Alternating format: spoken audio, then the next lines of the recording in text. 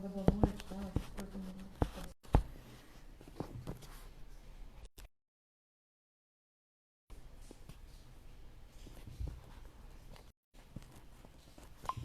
Uns minutinhos pra ele ver.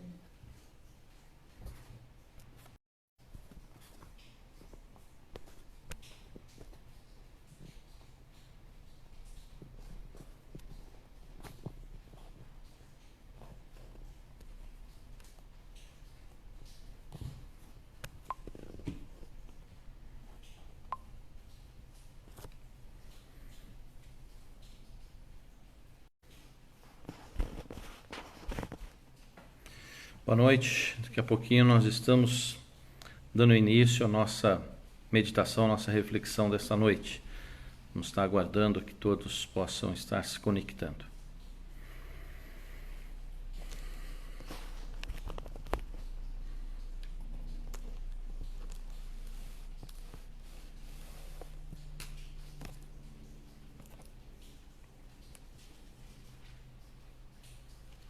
Desculpa, em pé melhor.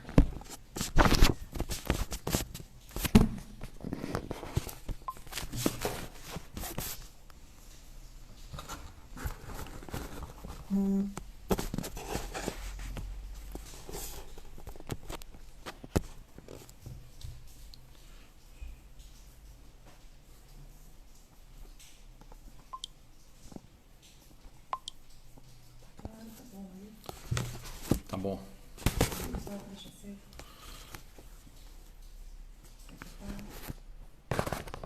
Então tá bom assim.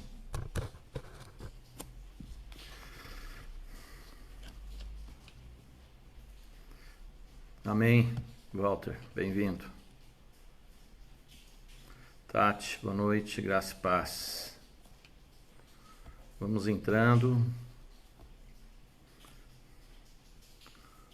Aguardar um pouquinho para que todos... Marcinha. Qualquer dificuldade aí, escrevam, me informem para a gente ir corrigindo, amém? O som tá bom? Dê um sinal de ok aí, se estão ouvindo bem minha voz. Tá sem som. Oi. Deixa em pé mesmo. Tá? Sem som. Por que que tá sem som?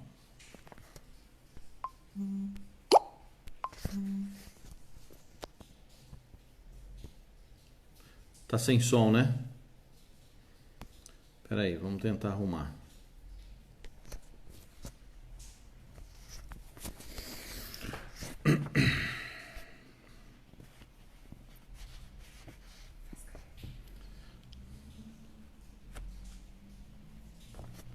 Tá com som ou tá sem som? Estão me ouvindo? Pega o seu celular, vê se você ouve lá em outro lugar. Não aqui, que senão dá...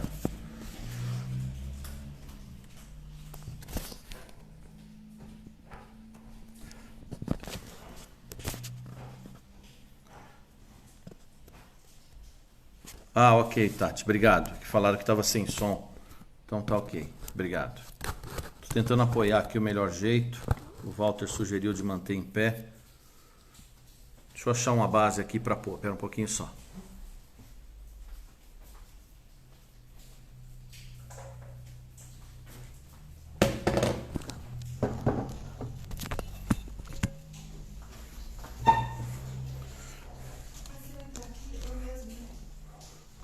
Ah, é, você não pode. Ok.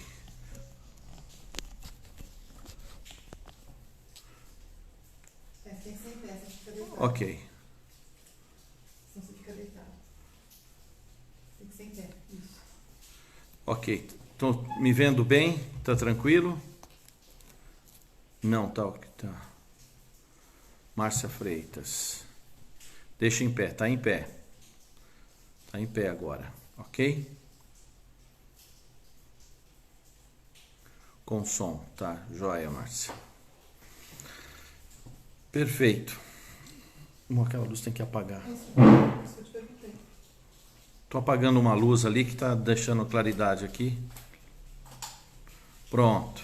Agora ficou melhor. Amém? Já temos uma turminha boa aí, né? Então vamos vamos dar início ao nosso culto virtual. Primeiramente, sejam todos bem-vindos, em nome de Jesus.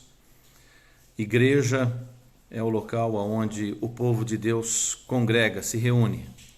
Aqui nós estamos então reunidos em nome de Jesus e agora cada lugar que estamos é um tempo separado para o Senhor. Vamos orar agora? Baixe sua cabeça, feche seus olhos, vamos ter uma palavra de oração. Eterno Deus, querido Pai, nós te louvamos e te agradecemos pelo teu cuidado, pelo teu amor para conosco. Nós te agradecemos pela fé que nós temos em Cristo Jesus, que nos concede o consolo e o conforto necessário para enfrentarmos as adversidades da vida. Esteja nos abençoando agora, Senhor, conduzindo-me, guiando-me pelo teu Espírito, dando também a todos que estão ouvindo essa mensagem a sabedoria e o discernimento necessário para entenderem a tua palavra. Nos abençoe, nos guarde, cuida dessa transmissão. Nós pedimos isso em nome de Jesus. Amém.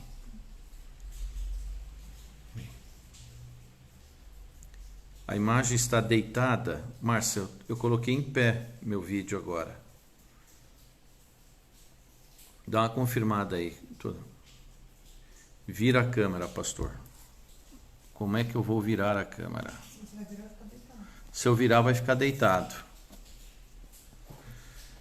Então vamos lá. Só mais uma orientação. Quem está me orientando aí, vamos lá. Se eu virar a câmera, eu estou colocando o celular em pé, Márcia. Eu não sei como é que a gente faz. Só virar o celular. Então, assim. Aqui, melhorou?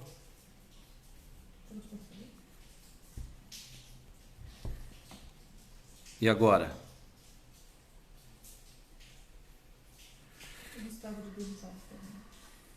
Só me confirme se está bom assim. Eu virei a câmera conforme foi solicitado. Me dá uma confirmação aí.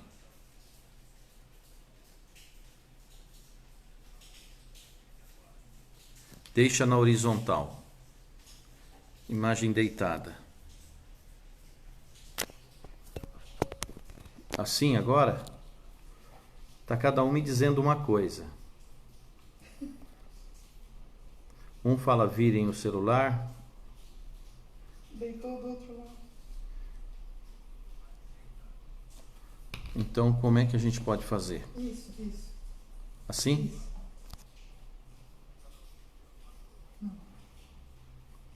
Agora. Ok? Ok. Tá ok, né? Tá bom. Então vamos iniciar o nosso... Márcia. Ô Márcia, o Gustavo disse que tá... Só o seu, Márcia, que deve estar com problema, porque todo mundo disse que tá bom. Olha lá, perfeito agora. Nossa, eu acho que eu deitou ao contrário, mas acho que é o celular. É o celular de vocês aí, hein? Olha. Ok. Para uns está ok, para outros não. A Vanessa está falando que está perfeito. Cida, perfeito. Mayra, ok. Então veja aí vocês que estão com um probleminha no celular. Davi está falando que está ok. Deixa assim, Vanessa. Obrigado, Vanessa. Ok. Muito bom. Joia. A imagem está... Ok, muito bom. Gente. Aqui, ó. A Dalva está passando aqui no outro. Tá ok. O tema da nossa mensagem, eu tentei escrever aí, não sei se saiu para todos, mas é os perigos da religiosidade sem a espiritualidade. Amém? O nosso texto para meditarmos nessa noite está lá em 1 Samuel, capítulo 4. Vamos ler então este capítulo. 1 Samuel no capítulo 4. Dá um tempinho para que vocês possam achar aí. Abram suas Bíblias. Eu estou lendo então, né, na nova versão transformadora. Ok? Todos acharam? Quem não achar aí, pede misericórdia. Vamos lá. Os filisteus tomam a arca. Esse é o subtítulo aqui deste capítulo. Diz assim a palavra do Senhor: Naquele tempo, Israel estava em guerra com os filisteus. O exército israelita tinha acampado perto de Ebenezer, e os filisteus acamparam em Afeque. Os filisteus atacaram e derrotaram o exército de Israel, matando cerca de 4.000 homens. Terminada a batalha, os soldados voltaram para o acampamento e as autoridades de Israel se perguntaram: por que o Senhor causou nossa derrota diante dos filisteus? Vamos trazer a arca da aliança do Senhor desde Siló, para que esteja conosco e nos livre do poder do inimigo. Então enviaram homens a Siló para trazer a arca da aliança do Senhor dos Exércitos, que está entronizado entre os querubins. Hofni e Finéias, os 2 filhos de Eli, acompanharam a arca da aliança de Deus. Quando todos os israelitas viram a arca da aliança do Senhor entrando no acampamento, soltaram gritos de alegria tão alto que fizeram o chão tremer. O que está acontecendo? Perguntaram os filisteus. Que significa esses gritos no acampamento dos hebreus? Quando souberam que era porque a arca do Senhor havia chegado, entraram em pânico. Os deuses vieram ao acampamento deles, disseram: estamos perdidos.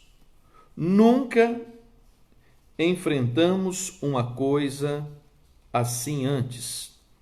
Estamos perdidos. Quem nos salvará desses deuses poderosos? São os mesmos deuses que destruíram os egípcios com pragas quando Israel estava no deserto. Tenham coragem, filisteus. Sejam homens, do contrário, acabaremos como escravos dos hebreus, assim como eles se tornaram nossos escravos. Sejam homens e lutem. Então os filisteus saíram para a batalha e Israel foi derrotado. E a matança foi grande. 30.000 soldados israelitas morreram naquele dia. Os sobreviventes deram meia volta e fugiram para suas tendas.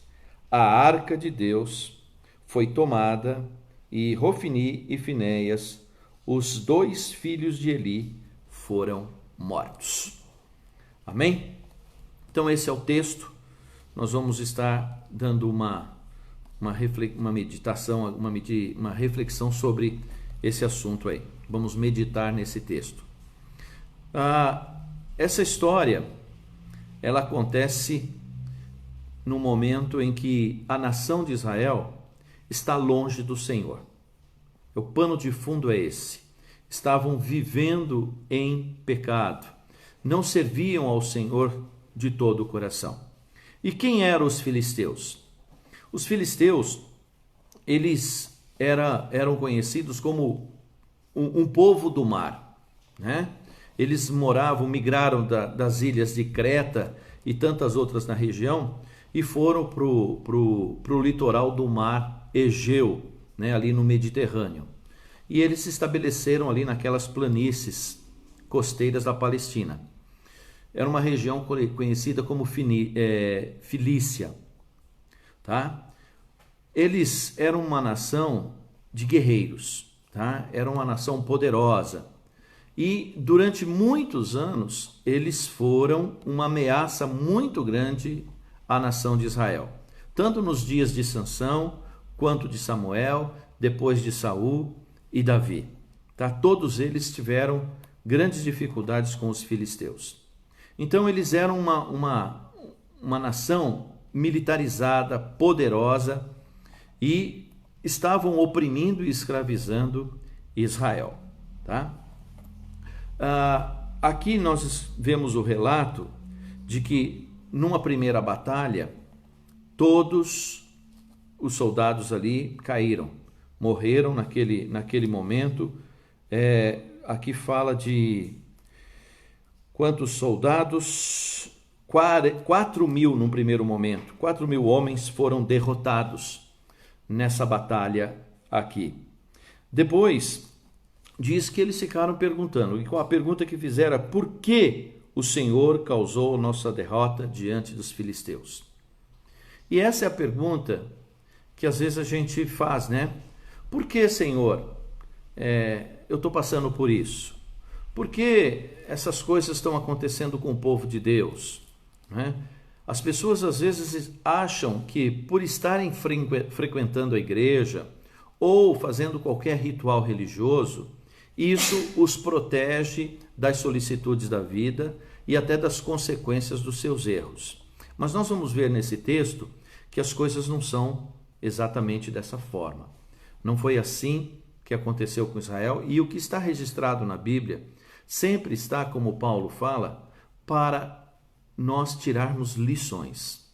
Os registros da palavra de Deus estão sempre ali, prontos para nos ensinar e nos educar e mostrar para nós o que nós não devemos fazer. Aqui na história, os hebreus, ao se depararem com a derrota, resolveram levar a arca para o campo de batalha. E o que significava a arca? A arca era a arca da aliança que Deus havia feito com o povo hebreu. Representava a presença e o poder de Deus no meio da nação de Israel, né? Então era símbolo de aliança de Deus. Os israelitas estavam então confiantes de que, pelo fato deles terem a arca, isto por si só já iria dar-lhes vantagem e garantir a vitória. Então eles estavam aqui depositando fé muito mais num objeto, que era a arca, em vez de confiar no Senhor Deus. E isto foi um erro que eles cometeram, né? Eles estavam olhando para um objeto de adoração, e não algo que foi criado, e não para o Criador. Então, as derrotas acontecem na nossa vida, primeiro, quando nós deixamos de confiar plenamente em Deus e passamos a confiar nas coisas que Deus criou. Nós, reformados, nós evangélicos, não temos o hábito formal de termos santos ou crucifixos ou coisas do tipo como amuletos de proteção, né? O povo evangélico, o povo cristão, o povo protestante entende que nós não precisamos de nenhum amuleto, nenhum objeto, não precisamos consagrar nada para Deus nos abençoar. A bênção de Deus, o Espírito de Deus mora em nós. Deus é Espírito e Ele não está presente em nenhum tipo de forma. Mas nós corremos o risco, muitas vezes, de acharmos que porque nós somos batizados, ou porque a gente frequenta a igreja, ou porque a gente toma a Santa Ceia, então isso vem nos proteger por si só. Em si só, nada disso protege. Tem gente que pensa assim, se eu não for na igreja, então Deus não vai me abençoar. Não tem nada a ver uma coisa com outra. Tem gente que está na igreja e não está em íntima comunhão com Deus. Então o que nós temos que tomar cuidado é com o exercício da religiosidade sem a espiritualidade, sem o compromisso com Deus. E por que eles foram derrotados? Porque eles colocaram a esperança deles numa arca, né? Numa crença que não tinha efeito nenhum a não ser o psicológico. Psicologicamente falando, eles ficaram eufóricos quando viram a presença da arca ali. Tá? Mas nós vemos pelo texto que nada de bom aconteceu. Se no primeiro momento morreram 4.000, no segundo momento morreram 30.000. Então, no total de 34.000 guerreiros foram mortos.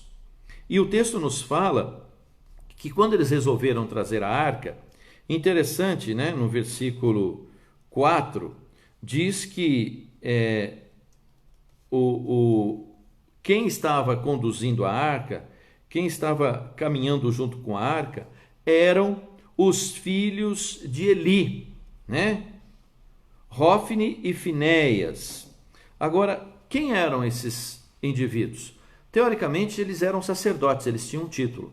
Mas se você voltar um pouquinho no texto, no capítulo 2 de Samuel, nós temos ali uma palavra sobre quem eram esses dois sacerdotes, filhos de Eli. Diz assim no versículo 12 do capítulo 2: os filhos de Eli eram homens perversos, que não tinham nenhuma consideração pelo Senhor, nem por seus deveres de sacerdote. Eles não tinham compromisso com Deus. Aí vocês vão dar risada daí onde vocês estão, pelo que eu vou dizer. Aqui é a história do gato que nasce aonde? Na garagem, né? Eles estavam envolvidos com as coisas de Deus, eles estavam habituados, o pai deles era o sacerdote, mas o coração deles não estava posto no Senhor. E é isto, irmãos, que nós temos que sempre consultar no nosso coração, ver o quanto que nós estamos de fato comprometidos com o Senhor, porque de nada adianta nós nos comprometermos com as coisas de Deus se nós não tivermos comprometidos em servir ao Senhor de todo o nosso coração. Mas os filhos de Eli aqui eram apenas alguns. Toda a nação estava distante do Senhor. Exceto algumas pessoas, mas a sua maioria, eles estavam envolvidos com adoração a outros deuses. Isso está presente, se você abrir, vai um pouquinho mais para frente agora, no capítulo 7, né? Diante de tudo, eu vou falar mais à frente, mas só para vocês saberem, Samuel exorta. Samuel, sim, era um sacerdote, na verdade ele se tornou um profeta, não um sacerdote em Israel. Samuel sim tinha o coração posto no Senhor. E no versículo 2 do capítulo 7 diz assim: então Samuel disse a todo o povo de Israel: se de fato vocês desejam de todo o coração voltar ao Senhor. Veja bem, eles estavam distantes do Senhor. Era uma nação que havia se distanciado do Senhor. E Deus, é interessante como Deus trabalha, né? Esses dias eu estava lendo um livro e o autor falava como Deus gosta da liberdade. Deus é um Deus livre e Ele nos deu a liberdade. Ele nos deu a liberdade de poder servi-lo ou não. Tem muita gente que fala assim: pastor, mas por que Deus deixou Adão comer o fruto e pecar? Porque Deus não queria robôs. Deus não queria ser adorado mecanicamente. Deus colocou em nós o seu espírito. Nós temos a imagem e semelhança dele. E isso nos dá a responsabilidade. E Deus quer que nós nos acheguemos a ele por amor, por obediência, por prazer, por gratidão, por tudo aquilo que ele é. Deus quer que nós o sirvamos quando nós o reconhecemos como nossa fonte de vida, como nosso Senhor e o nosso Salvador, nosso tesouro maior. Vocês lembram na mensagem que eu preguei sobre Jó, né? Que Satanás foi questionar a fidelidade de Jó para com o Senhor e Deus falou: então tudo bem, se você acha que ele está me servindo só por interesses, tira tudo dele, né? E tirou tudo de Jó, e Jó continuou honrando a Deus com a sua vida. E ele diz: o Senhor Deus, o Senhor deu, o Senhor tirou, bendito seja o nome do Senhor. Então, em nada Jó pecou. Então, nós temos que aprender a ter o nosso coração posto em Deus, independentemente das circunstâncias, não é? Isto é importante para a nossa vida espiritual. E aqui nesse texto, então, houve uma derrota porque essas pessoas deixaram de confiar no Senhor, né? e passaram a confiar na arca, que representava a presença de Deus, mas não era Deus. Ali era um símbolo da presença de Deus.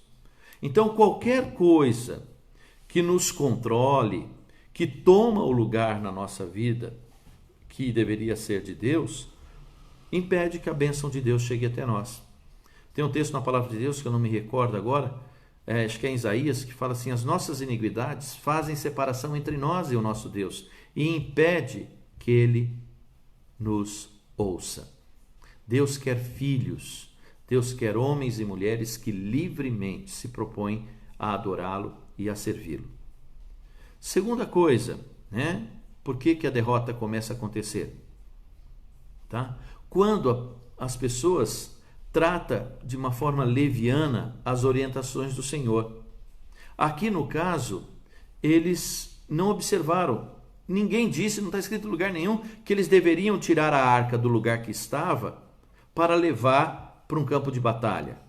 Né? A arca estava separada, num lugar separado para ela. Às vezes a gente quer fazer a vontade de Deus do nosso jeito.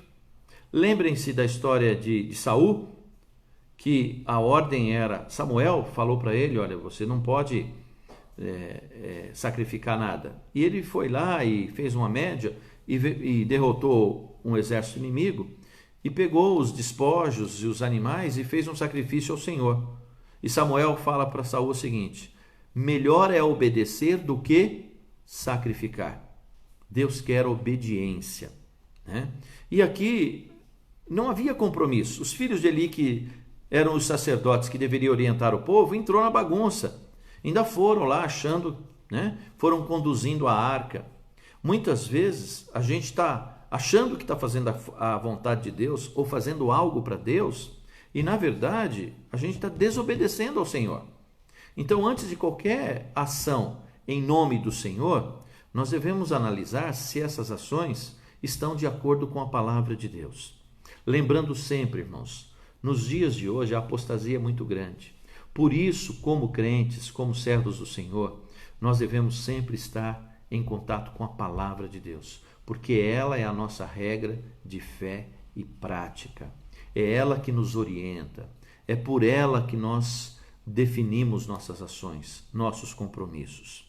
E terceira coisa, quando pessoas ímpias se colocam em posto de liderança, dando pouca importância à palavra de Deus, no caso os filhos de Eli, né? Eram ímpios, eram homens que não tinham coração no Senhor, mas estavam liderando o povo de Deus. Tá? Então, quando pessoas que não têm compromisso com Deus querem liderar, a coisa fica fora de controle, a bênção de Deus não chega até nós. A bênção de Deus tem um nome, chama-se Jesus Cristo, né? Ele deve ser o nosso guia, o nosso mestre. Qual foi o resultado da desobediência? Né? Então, 34 mil homens morreram. E o pior, a arca foi tirada de Israel. Né? A arca foi levada pelos filisteus. Eles levaram essa arca embora. E se você continuar lendo, né, o texto vai dizer que ao voltarem, quando perderam a arca, voltaram, falaram com Eli. O Eli ficou tão desesperado, ficou tão angustiado que ele já estava cego numa cadeira e ele acabou caindo para trás, batendo a cabeça, morreu. Aí uma das esposas de um dos filhos estava para dar à luz, a criança nasceu antes da hora, ela acabou morrendo. Vai contando toda a história aqui no capítulo 4, depois você dá uma lida. E eu quero agora pular um pouquinho, né, dizer o seguinte, que embora Deus permitiu que o seu povo tivesse uma derrota, Deus não se ausentou do seu povo. Deus continua Deus em toda e qualquer situação. Na semana passada eu falei um pouquinho sobre a questão de às vezes nós passarmos por problemas, por dificuldades. Deus permite que a gente passe, tá? Mas sempre com finalidade pedagógica, sempre para nos ensinar, sempre para nos orientar, né? E aqui no capítulo 5, depois também você vai dar uma lida, não dá para a gente ler todo o texto, nós vamos ver que a arca os filisteus acabaram levando a arca para a cidade de Asdod, né? E colocaram a arca no templo do deus deles, chamado Dagon. Dagon era o deus que protegia, o deus que guiava, o deus que orientava.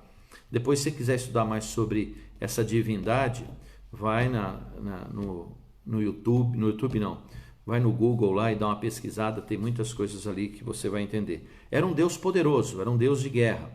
E, gozado, eles colocaram a arca do lado desse deus, né? E aí aconteceu algo interessante. No dia seguinte eles foram lá e o deus dele estava tombado, a estátua estava caída. Levantaram de volta. No outro dia foram lá, ela não estava só caída, a cabeça rolou. Aí os caras perceberam, falaram, caramba, o que está acontecendo aqui? E eles perceberam que eles estavam mexendo com um poder muito maior do que eles imaginavam. Que o Deus de Israel estava presente ali. Eles já tinham ouvido desse Deus de Israel. Eles sabiam o que havia acontecido no Egito. Tanto que anteriormente lá, eles no primeiro momento se assustaram. Falaram, nossa, os deuses dos hebreus estão entre eles, nós estamos perdidos. Alguém falou, não, peraí, não entra nessa não.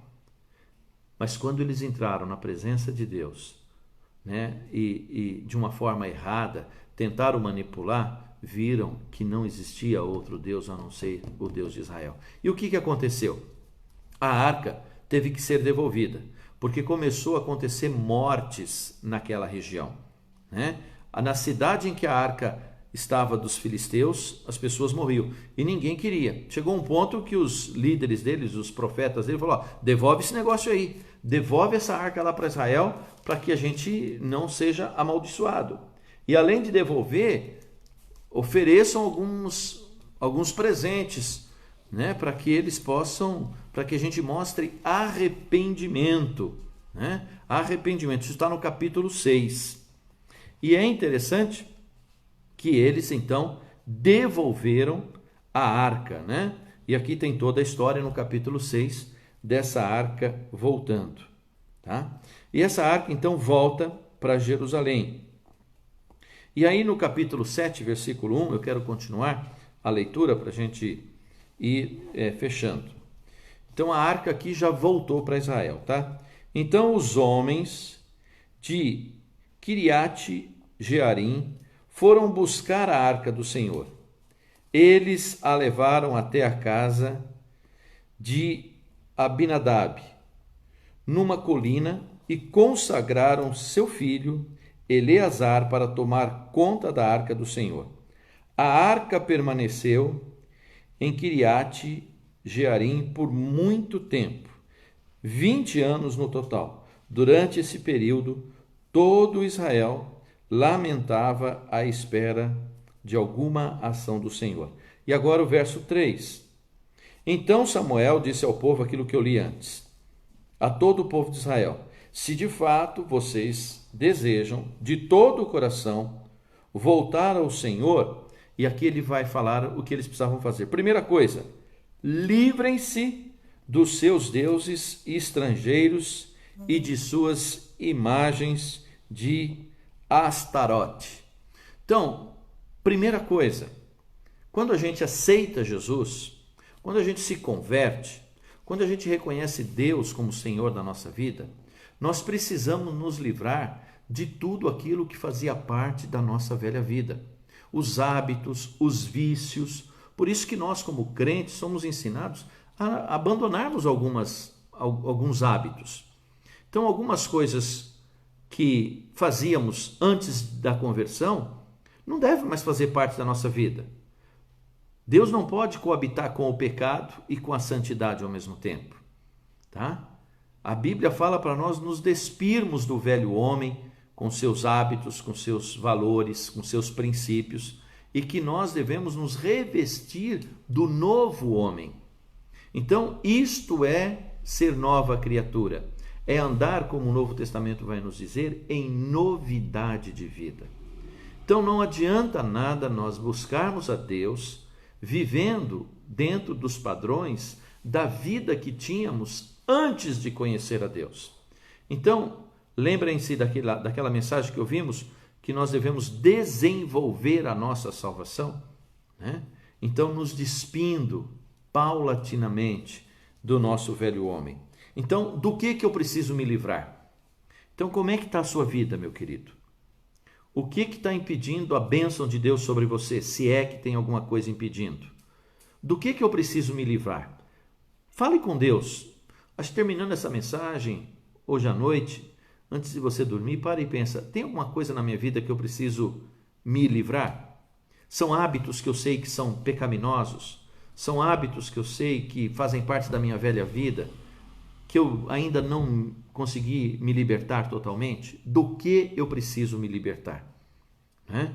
Não adianta só ir na igreja, participar das reuniões, cantar, se envolver, se nós estamos ainda com pecados, vivendo ainda em pecado. Segunda coisa, ele diz aqui,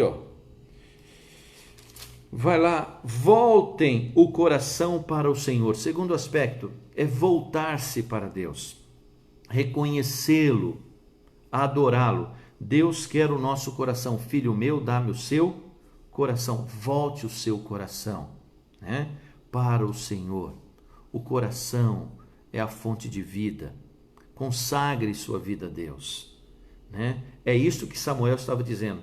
Vocês querem a bênção de Deus? Não adianta só ter a arca.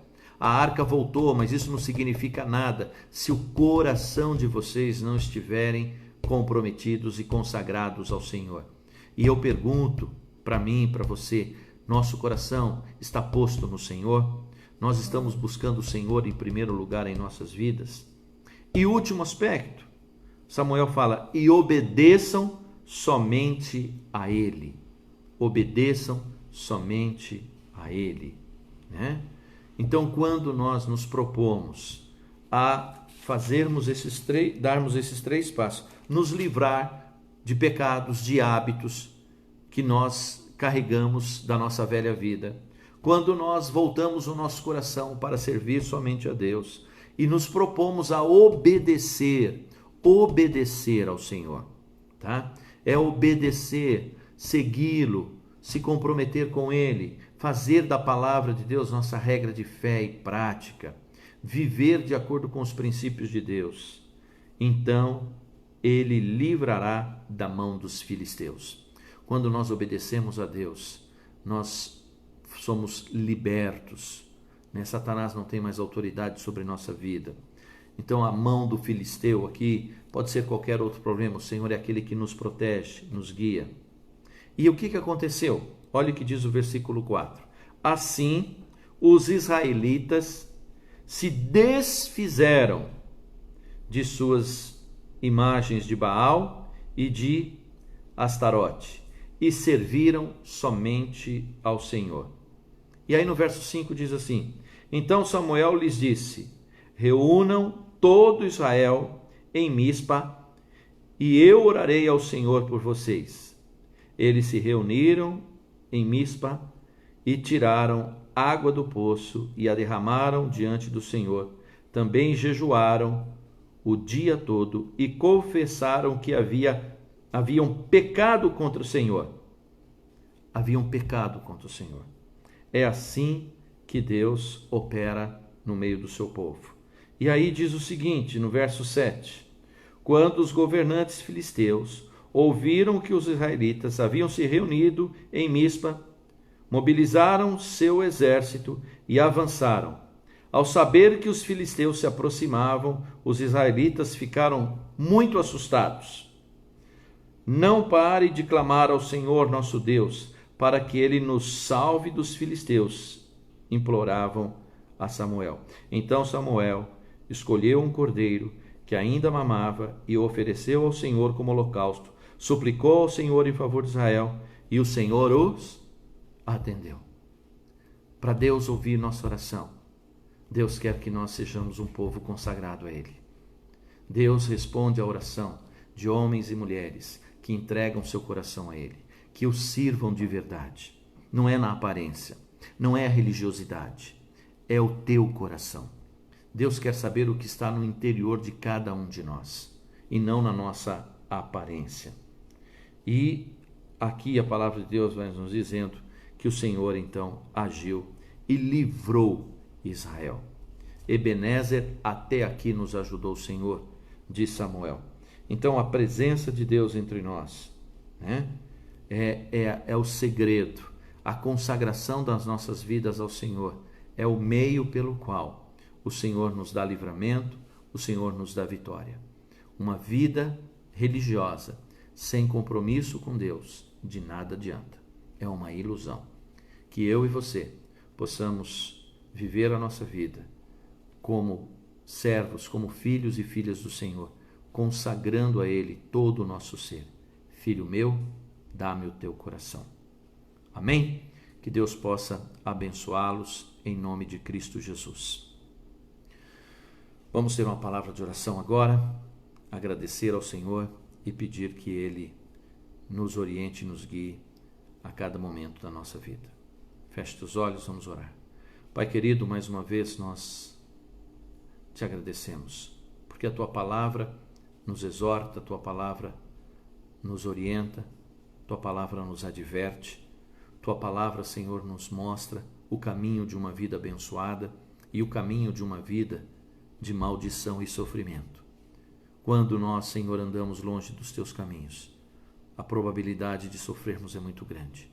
Porém, quando andamos com o Senhor, a vitória é certa, assim como foi para o povo de Israel nesses dias, que consagraram os seus corações ao Senhor, se despiram, abandonaram seus velhos hábitos e resolveram obedecer ao Senhor e por isso foram vitoriosos. Que da mesma forma, Senhor, sejamos aqui uma comunidade de homens e mulheres comprometidos com o Senhor, homens e mulheres que adoram o Senhor em espírito e em verdade, porque a Tua palavra nos diz que são esses que o Senhor procura para serem os verdadeiros adoradores. Que a bênção do Senhor esteja sobre todos nós, que o Senhor nos guarde nesta semana de confinamento, que o Senhor nos dê sabedoria, nos dê paz, nos dê tranquilidade para superarmos e suportarmos as circunstâncias que virão. Dias difíceis virão pela frente, mas nós sabemos que o Senhor está conosco. Guarda-nos, ó Deus, abençoa-nos e que possamos dizer como Samuel, Ebenezer, até aqui nos ajudou o Senhor. Amém. Que a graça do nosso Senhor Jesus Cristo, o amor eterno de nosso Deus Pai, que as ricas e preciosas consolações do Espírito Santo possam estar sobre vocês, amados, sobre a igreja do Senhor Jesus Cristo, sobre o povo de Deus espalhado pela face da terra, hoje e para todo sempre. Amém e amém. Que Deus os abençoe em nome de Jesus. Amém.